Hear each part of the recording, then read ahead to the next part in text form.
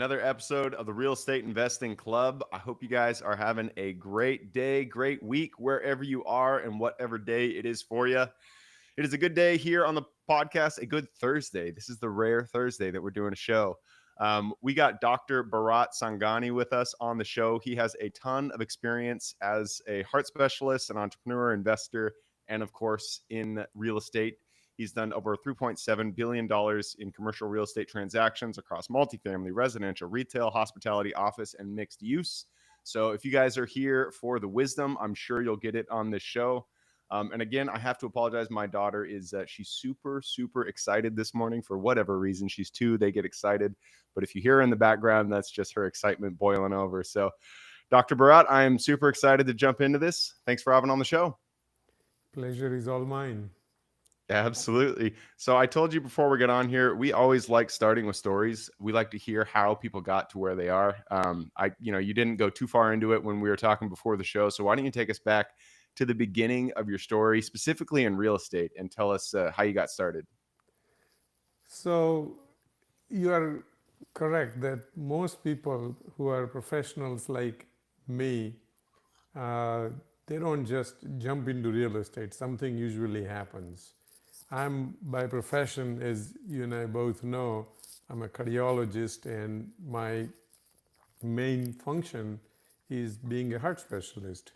But I used to work 24 hours a day because heart attacks don't have time. They come anytime. And so, believe it or not, a lot of them try to come in the middle of the night. And, Interesting. and, I did not and, know that. and if you don't get there to see the patient and fix their problem in 4 hours, they lose that part of the heart. It will, and it almost never regenerates. Oof. So you have to be there immediately Yeah. whenever somebody is having a heart attack. So I knew within a very few years of practicing 24/7 that nobody can keep up with that pace. So I had to do something else. So I have a logical story why I got into real estate, and I got a funny story. I'll just start with logical, and if you have time, I can go with the interesting, funny part of it. But the logical part is very simple. I knew I cannot survive 24/7. I had to find something else. I'm a Gujarati. That means I'm coming from the western side of India, and most of our community is in business. Mm. Business is in my blood. So it was not that difficult for me to start thinking in terms of doing other things. And real estate was quite obvious because that's what our community does. Mm. Yeah, that makes a lot of sense. Being surrounded by a community of people who've already kind of laid the path for you, that will just it makes it almost a second nature, something that's obvious that you're going to be traveling down that road. Because you got that community surrounding you. I'm always a little bit jealous of people who grew up in business families, and they Yeah. had that talk that was just kind of in the family in the background. You always knew business was there. So you knew once you got to that opportunity, you could just start taking the steps. You want to hear the funny side, or you want to put that for the last? No, let's hear it. Let's go into that funny side. I like that. So here I am working. I was the only board certified cardiologist in Gulfport, Mississippi at that time, 1988. And uh, I was working 24/7, as I said that before. My father in law visited me from India, Hmm. and he was a businessman. So he visited and he was about to retire. And in Gulfport, Mississippi, the weather is very much similar to Bombay. So he said, I'm about to retire. I like this weather. I wouldn't mind moving here. Well, in Indian culture, it doesn't matter whether it is your parents or your wife's parents or spouse's parents. It's the same thing. We feel like we like extended families. So I said, why don't you just move here then and live with us? And he said, done. So a few weeks later, he comes back and says, I want to come see you. And I'm making this story a little dramatic, okay? I like it. But the essence is still the same. It is honest truth. And so a few weeks later, he comes to see me and he says, well, I decided to move, but what am I going to do? So I said, okay, you tell me what you want to do. You're a businessman. I'm not a businessman. So he said, well, I've been going to some of these Indian parties, and everybody's saying Indians do well with hotels. So I would like to build a hotel. Well, I had no issues. He was a businessman. He knew what he was doing. So I said, just let me know how much money you need. I will write the check. You build the hotel. So he said, okay. Those days you could build a hotel for negligible amount of money. So those days he asked for, I think, $1.6 million, and I was making $1 million a year. So it wasn't a big deal for me. So I said, okay, go for it. So he started building the hotel. I mean, I had the town's size was 100,000 people, and I had 70,000 patients. So everybody and their brother was somehow connected to me in the Yeah. town. Okay. So anytime he needed something, I would just pick up the phone to a carpenter or cement guy or road guy or whatever it is, and they would show up as soon as I make a phone call. So he got the hotel built, and Gulfport, probably in January, February, gets slightly colder. And we had Slightly colder. started the, yeah, slightly. It doesn't go into teens or anything.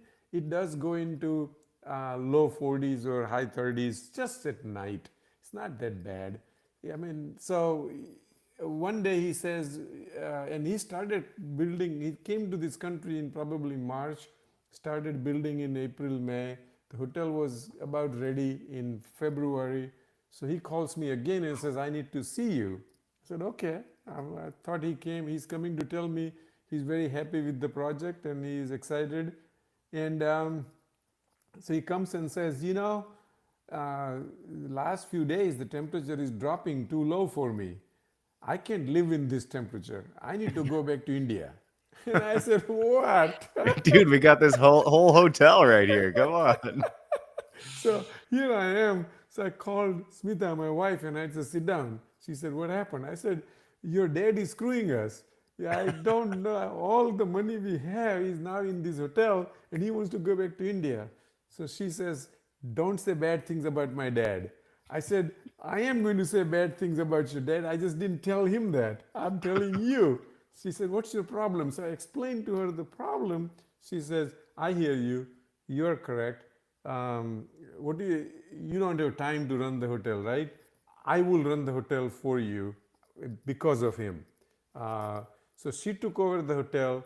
My father-in-law went back to India, and guess what? I was making $1 million a year, 1988, working 24/7, and Smita took over the hotel. In the first year, after working 2 hours a day, she posted $400,000 net profit. Go figure. Look at that. 2 hours a day. She's got you beat. I love that. I love that story. Like your wife took the reins. She was like, "No, we're not gonna. My dad can do what he wants. We're gonna let him head out, and we're gonna take this over." And sounds like it was a great success. Yes. So then you know you are young. You feel like king can do no wrong. I was full of ego and power, and I said, "Who am I? I am a cardiologist. I'm next to God. I cannot do anything wrong. Let's just go do it. Boom, boom, boom, boom, boom." After 30 years, I've become very humble, a lot more humbler than what it was before. But the success begets success, right? And things just continue to work Yeah. more so on the luck side than my expertise. Well, hey, luck is half of everything, but when it does come our way, we take it. You don't complain when you get luck. What was really interesting about that story is the timeline for construction. Your father-in-law got there in March, and you were done in February. That is the shortest timeline I have ever heard for a commercial development. Yeah, it was a Um, 64-room hotel, and as I told you, everybody in the brother knew me, so there was not a waste of any time. And the weather in Gulfport is always good, conducive to construction. yeah, no, that makes a lot of sense. So right before we got on here, we were kind of chatting, and I had asked, what is the asset that what's your strategy? What do you like to invest in? You've mentioned hotels, but it sounds like, as you mentioned, you don't really have a specific asset that you go after.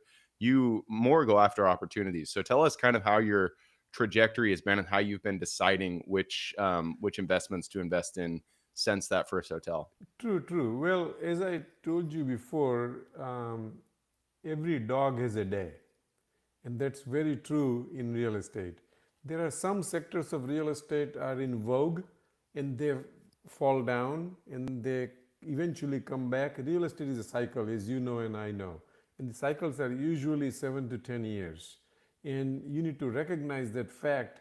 And we started with hotel, we recognized that there will be downtimes in it, and then we slowly evolved into shopping centers, then multifamily, then office, then gas station, truck stops, etc., etc. So all these different areas or sectors of real estate, we are heavily invested one time or the other. And by God's grace and good people on the company, we have been able to exit proper times. So when the Mm, real estate mm. cycle, everybody wants to get in at 6 o'clock and get out at 12 o'clock, right? That just never happens. We don't profess that we will do that, but we will most likely will get out around 11 o'clock and will probably get in around 4 or 5 o'clock. It still is a good return and things have worked well so far. Yeah, absolutely. I mean, timing is everything in real estate. So let's talk about that. Deciding to sell a property for me is a huge decision, especially if it's something that I've been putting a lot of time and effort into. And you get to the point where you realize that you've kind of stabilized it and it has reached its value, and you probably should sell it. But I drag my feet, and I'm just like, I just want to hold on to it. I just want to hold on to it. How do you get to the point where you realize now is the time to sell and you pull the trigger? So I'm going to give you this secret, okay? Don't give it to anybody except your It's listeners, just okay? us here. So this is a real secret. So there is one, again, I'm a storyteller. So there will be one logical explanation and one is the story. The story is very simple. Listen, always follow the money. That means always follow the bank. When the Mm, bank starts putting constraints about lending, the first time you recognize that, you need to sell. Because now you mm, know the herd is going to go away from this process. mhm. So I have a bunch of uh, friends in working in the bank, and I just ask them, I don't want any other favor from you except just tell me one, which segment of real estate you are going to slow down lending. Mm, And that's mm. all I need to know. Yeah, And then I sell just before they start stopping, I get out of it. And same thing I do on the reverse side. I say, where are you lending today? Freely. And he said, right. well, we lend freely in the hotel. Boom. That's the time to get into it. So that's a kind of a funny way to look at it, but it Yeah. has worked most of the times. Now, the logical way to look at it is very simple.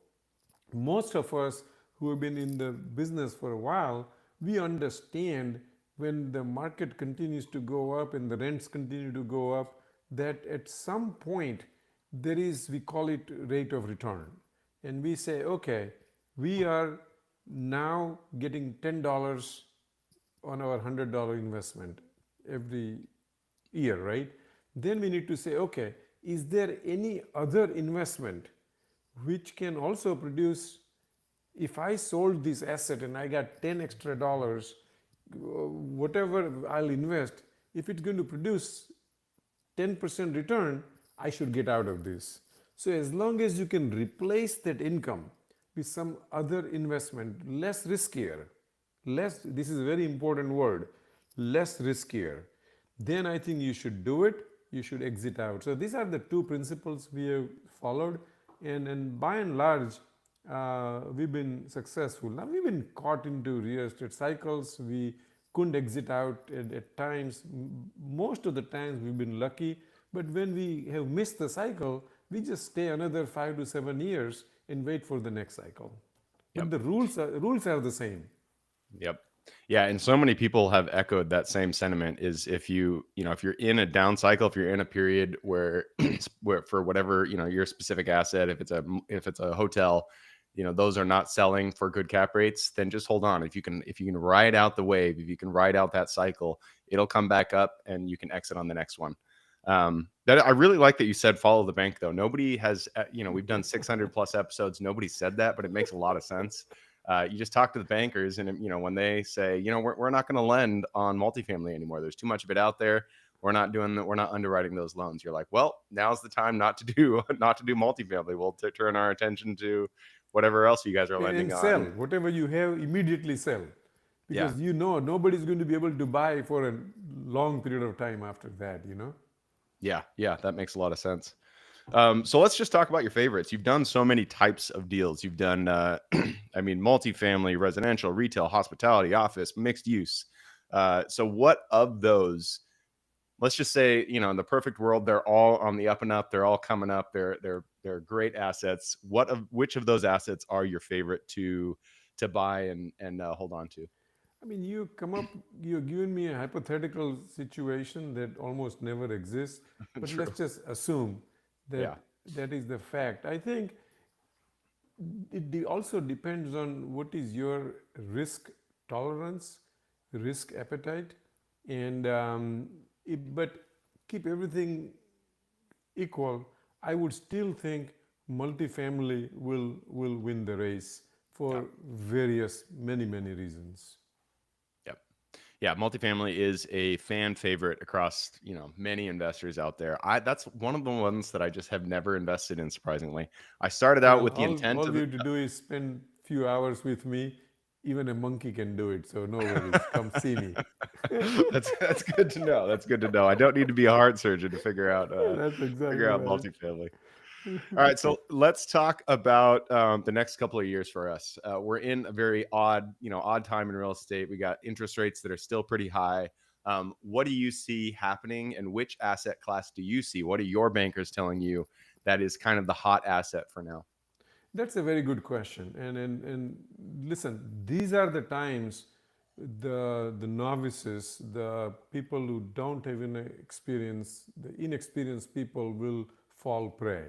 They will lose money. These are very uncertain times.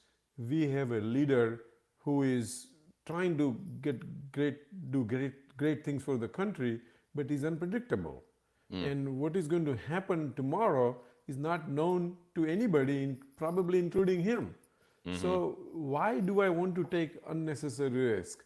So the rule that I put in place, or our company has put in place, is follow the money. That means you must have a cash flow. Today Mm, is not the day you should invest with a future in mind, because nobody knows the future. Now, if you are, I'm not talking about AI, I'm not talking about the stuff that I don't understand, or bitcoins and stuff like that. I'm talking about pure real estate. In those areas, wherever you can invest today and start getting return tomorrow, that's the investment you want to do. If somebody says invest today, we'll develop this, 5 years later is going to make a lot of money, you tell that guy, bless you, you really need to do that deal because you believe in it. I just don't have the guts, ability, luck, desire uh, to do this deal. So I'm not criticizing for who are doing that. I'm just not the guy who has that kind of risk tolerance to do it.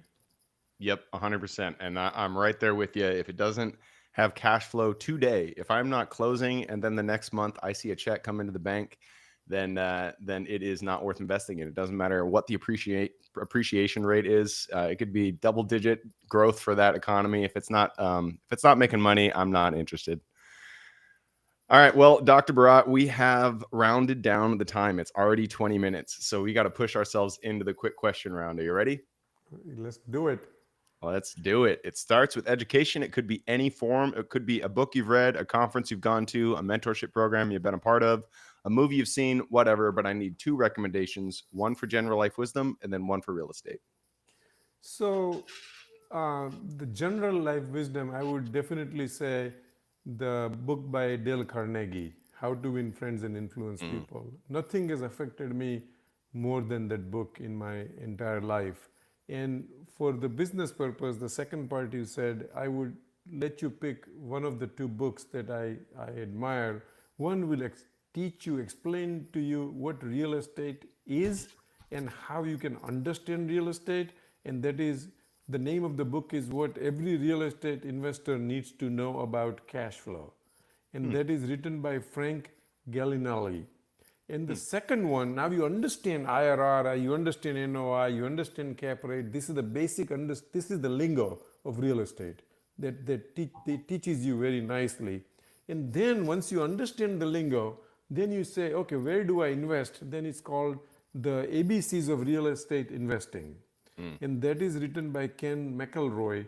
And I think those two books, I think would be a good one for people who are getting their feet wet in real estate. Nice. Nobody's recommended that first or the first real estate book you mentioned, What Everybody Needs to Know About Cash Flow. That's Yes. uh that's a good recommendation there. All right, I'm going to move us on. This is the next question, and it's for your younger self. So let's go back to the Bharat who was, the his father-in-law just came into the room, and he was saying, I'm tired of America. I'm going back to India. Go back to him, look him in the eye, give him one piece of advice moving forward. I think people like us who are professional must think about, do I have time? Number Mm, one. Number two, to be an entrepreneur. Number two, do I have the money? The minor capital doesn't work. Real estate is no joke. You must have significant amount of capital. And number three, do you have expertise in whatever you're going to do? And most of us don't. That's why you need a mentor. So these three things I would have told myself. It just worked out for me, like we discussed, because of the lucky situation I was in, and probably my wife's luck played a big role in making me successful, whatever little success I have. But these are the three things I would go after every time I wake up in the morning. Time, money, and expertise. That's a good trifecta for success right there. I love it. All right, next question is about the US. It is a big place. There's a ton of opportunity out there. Give me the single metro you're most excited about investing in today. It goes by sector. So if you are in multifamily, I would still say Florida would be my preference to invest in today. Okay, Florida, interesting. I've heard a lot. I mostly look at self storage, and they're just so overbuilt down there. It's crazy, and yeah, Well, I don't know. the deal about Florida for multifamily is that there is still an inflow, right? People are still constantly coming in. And if Mm. you look at it now, an average age to buy a home is 40. Oh wow, that's young. Yes. So people who are up to 40 years old, they have no place to go except multifamily. And Mm. because of the weather and because of the influx, that particular situation is going to be like that for a while. That's why we love Florida. Oh, I misunderstood that. So you said the average age of a first-time home buyer is Yes, 40 years 40. old. Yes, Wow, that's old. That's crazy. very true. It has moved because Yeah. the home prices have gone up since COVID, right? Mm, So hmm. people can't afford it. The interest rates have gone up, like you mentioned when we started. Home prices have gone up. So now people can't afford it. Yeah. Yeah, that makes sense. It makes you wonder because those people, there's going to be a good subset of them who, they don't want to rent and they want to buy, and so those people are all going to move to a market that has similar vibe to Florida, but the prices are lower. So I'm curious if there's specific metros in Mississippi, Arkansas, around the Gulf who still have nice weather, but the home prices are really low. If they're experiencing a huge influx, I don't know myself, but interesting idea. There is some, but again, we Americans, we all love to enjoy, have fun. That's why we don't like small towns as much as we like larger cities. So larger cities are always going to be in the boom, unless the economy is tremendously depressed, and that's what is happening right now. Look at New York. Look uh, at COVID, everything was down. But look, Mm. everything today, Miami, New York, LA, even San Francisco. Just yesterday, you probably heard it, Blackstone bought the Four Seasons there. Oh And, and, wow, I and, did and not hear that's a that. big commitment on their part for that city who was really going downhill for a while. Interesting. All right, moving us on to the next one. This is about finding deals. It all starts with getting in contact with the seller and penning that purchase agreement. So, what is your favorite way to generate leads and find new deals? Listen, we've been in business more than 3 decades. So, number one way is just being in the business, do what you said you would do, and the deals come to you. People know that if they transacted with Encore, we will close the deal. The Yep. second way to do that, which has worked very well for us, is we have, in the past few years, we started doing co-GP partnership. So we have gone and people who have been in this business for decade or more, but there is a my alter ego 30 years ago, where I had all the energy, I had all the power, I had all the hardworking attitude. I just didn't have enough money. So that's where we would love to partner with those people, let them do the running, and we'll provide them equity. We provide them a commitment of $250 million that they can use over 5 years, and that's how they find the deal. We fund them, and it's a co-GP structure. Both parties make money. I love it. Yeah, there's a time and a place. There's a season to every part of life, and when you've got the gusto, when you got the young energy, then you're out there, you're scrounging, you're scraping, getting those deals done, and then if you've made it through a successful career, you can be the co-GP, put your money to use with those the people that still got the energy and out there on the streets. I love it. All right. Next question is about lessons learned. Not every deal we get into goes the way we expect it. In fact, pretty much every time something's going to go wrong. And that's when we get to learn a lesson. So, what was a deal that went a little bit sideways for you? And then what was the lesson you pulled from it? Again, it goes back to what you just said. If somebody says I've done 100 deals and not a single deal has gone sour on me, either he hasn't done 100 deals or he's lying. It just doesn't happen. You must be very fortunate not to have a bad deal, right? Luck is So truly on your side that way. yeah, exactly. So the deals go sour. I think first you must have enough conviction why you did the deal. So don't get into the deal till you are 100% convinced that this is what you want to do.